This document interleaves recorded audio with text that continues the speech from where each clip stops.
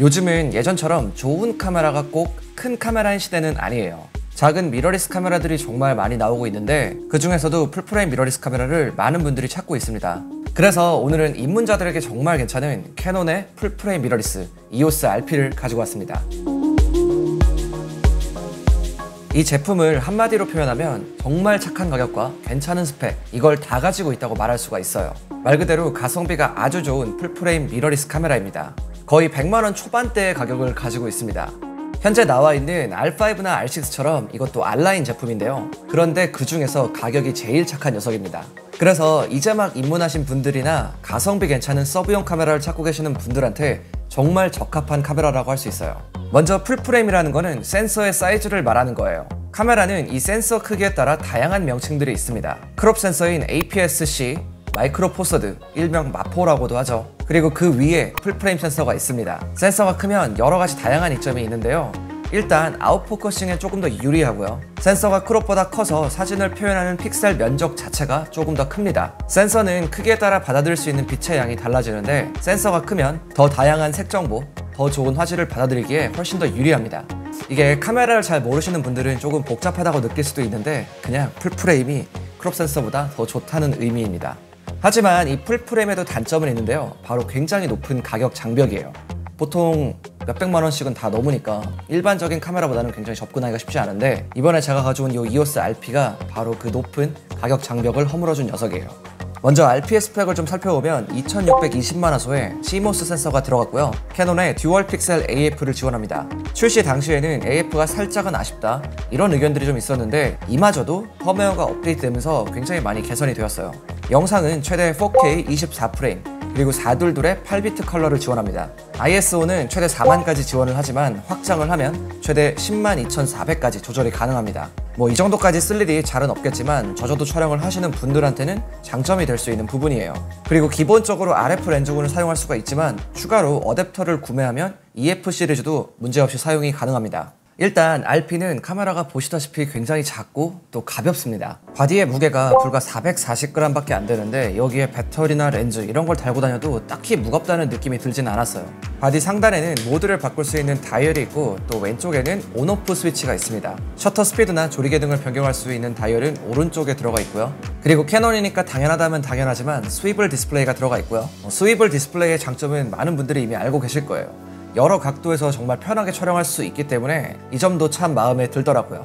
왼편에 들어간 확장 슬롯들을 보면 마이크 단자와 헤드폰 잭, HDMI 포트, 그리고 충전을 위한 타입C 포트까지 들어가 있습니다. 작은 바디인데도 굉장히 알차게 들어가 있다는 느낌을 받았어요. 다만 이 충전 같은 경우는 PD 충전만 지원하기 때문에 이 부분은 꼭 알고 계시면 좋을 것 같습니다. 메모리 카드는 한 개만 들어가기 때문에 살짝은 아쉽지만 가격이 워낙 괜찮으니까 큰 문제는 아닌 것 같아요. 여러분들도 아시다시피 제가 전문 포토그래퍼는 아니에요. 저는 주로 영상 촬영 목적으로 이렇게 쓰는데 그래서 사진보다는 제가 직접 영상 촬영을 해보면서 느낀 점들에 대해서 알려드릴게요. 일단 장점부터 말씀드리면 색감이나 AF 이런 부분들에 대해서는 딱히 아쉽게 느껴지는 게 거의 없을 만큼 굉장히 마음에 들었어요. 특히 제품 촬영을 많이 하시거나 1인 미디어를 운영하시는 분들한테는 AF가 정말 중요하다고 생각을 해요. 제가 이 제품을 사용하면서 느낀 거는 AF가 막 엄청나게 빠르다 이런 느낌까지는 못 받았는데 그래도 전혀 느리지 않고 괜찮은 속도로 잘 잡아줬어요. 사실 기존에 쓰던 타사 제품 같은 경우는 이 AF 때문에 굉장히 문제가 많았었는데 거기에 비해서는 정말 아주 큰 만족감을 받았습니다. 사물을 촬영했을 때 결과물도 제법 괜찮은 편이었는데 특히 인물을 촬영했을 때 아주 만족스러웠어요. AF도 워낙 잘 되기 때문에 특히 브이로그 이런 거 촬영하시는 분들한테는 아주 괜찮은 카메라가 될 것 같아요. 그리고 손떨방은 RP 자체에 디지털 IS밖에 안 들어가 있기 때문에 사실 큰 기대를 하지는 않았는데요. 그런데 생각보다는 흔들림을 좀 잘 잡아줬던 것 같아요. 달리는 차 안에서 영상 촬영을 해봤는데 생각보다는 매끄럽게 영상 촬영이 가능했어요. 물론 렌즈 자체에 스테빌라이제이션 기능이 지원이 되긴 했지만 그래도 이 부분은 좀 의외였습니다. 영상 촬영 결과물을 보면 캐논 특유의 따뜻한 색감을 잘 표현해줬습니다. 역시 색감은 캐논인가? 인물을 촬영했을 때는 피부톤을 아주 자연스럽게 표현해주는데 이건 솔직히 기대 이상이었어요. 저는 이 RP가 가지고 있는 색감이 참 마음에 들었지만 후보정을 하시는 분들도 분명히 계실 텐데요. 기본적으로 8비트 컬러이기 때문에 후보정에서 건드릴 수 있는 영역 자체가 그렇게 크지는 않습니다. 그런데 이 가격대에서 로그 촬영이나 10비트 컬러 같은 거는 조금은 과한 욕심이겠죠? 본인만의 그레이딩을 원한다면 고급기로 가는 게 맞는 것 같습니다. 제가 볼 때는 입문자분들한테는 아주 충분하다고 생각이 들고요. 풀프레임 바디에 이 정도 성능을 가지고 있는 제품이 100만원 초반이라니까 사실 가격적으로 봤을 때는 비교할 녀석조차 없는 것 같아요. 일반적으로 카메라를 구매할 때 바디만 저렴하다고 끝나는 게 아니에요. 제품에 맞는 렌즈들도 굉장히 중요한데 RF군에는 생각보다 가성비가 좋은 렌즈들이 많이 있습니다. 입문자분들에게는 이 바디를 고르는 것만큼 렌즈를 고르는 게 또 굉장히 일이죠. 그래서 오늘은 제가 여러분들에게 정말 추천드릴 수 있는 가성비 렌즈들을 준비해봤습니다.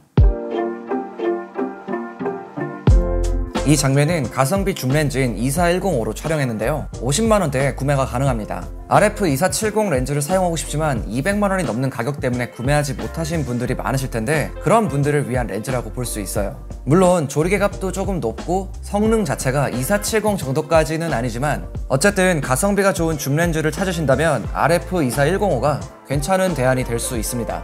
RF35mm 단렌즈는 인물이나 사물을 촬영하기 좋은 렌즈인데요.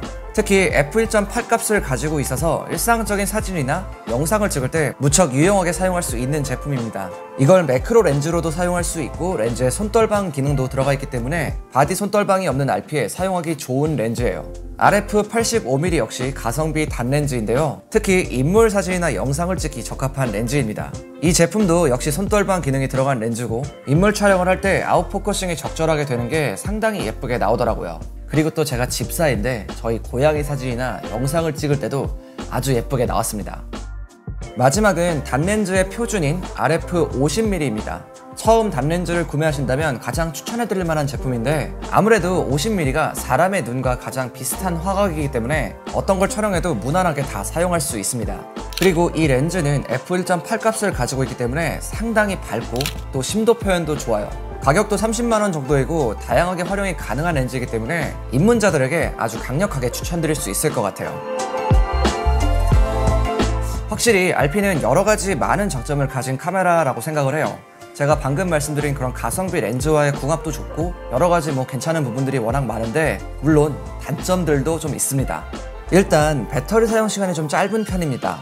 1040mAh의 배터리가 들어가는데 용량이 좀 생각보다 작아요. 저는 제품을 사용하면서 실내에서 사용할 때는 괜찮았는데 야외에서 촬영할 때 배터리가 좀 부족하긴 하더라고요.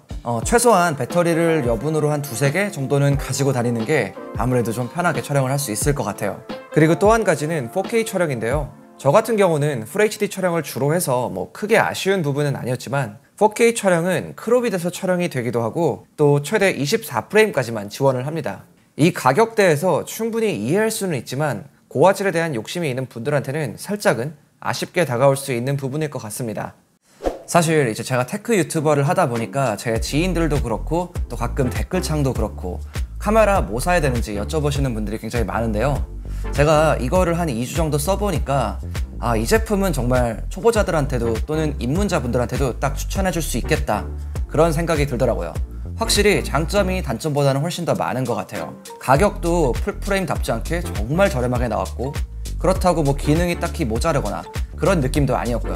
거기에 제가 좀 전에 말씀드린 가성비 렌즈군까지 다 있으니까 딱히 아쉬운 부분이 많이 느껴지는 카메라는 아니었어요. 입문자분들 또는 이제 1인 미디어 막 시작하시는 분들 이런 분들한테 딱 추천드릴 수 있을 만한 정말 괜찮은 카메라인 것 같습니다.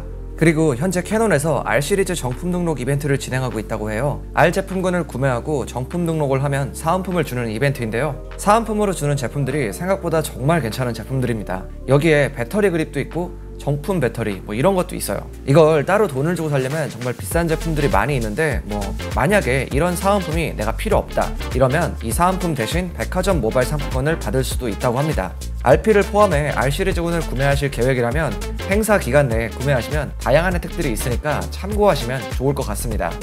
자, 오늘은 이렇게 RP에 대해서 좀 자세하게 알아봤고요. 오늘 제가 준비한 영상은 여기까지입니다. 지금까지 인스펙팅룸 별남이었습니다. 바이.